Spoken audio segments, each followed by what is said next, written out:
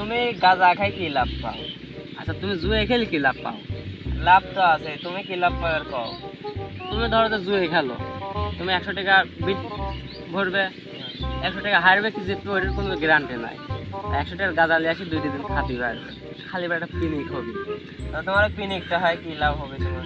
পিনিক হয় একটা ফিল আসে, মানে রকি রকি ভাব আসে।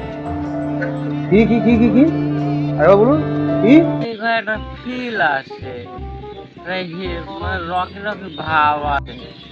আর তুমি যে জুয়ে খেলো, জুয়ে খেলে কি লাভটা পাবা? জুয়ে খেলি মনে করো ওই 100 টাকার তেল কি এমনও হতে পারে 10,000 টাকা বাঁচে গেল, তাহলে আমার লাভ।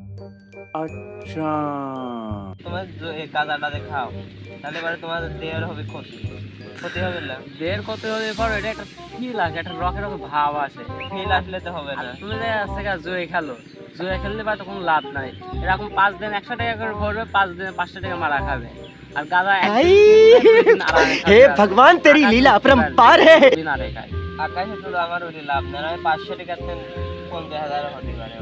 সেটা তোমার কপালে থাকলেই পারে। আর একবার তোমার যে গাঁজাটা খাও যে তোমার দেহের ক্ষতি হবে, আজ নয় তো তুমি বাল্লার বাইরে দিলে মানুষ বাঁচেই বা কয়দিন, যে কদিন বাঁচে সেই কদিন একটু ফিরলেই বাঁচা বাঁচে।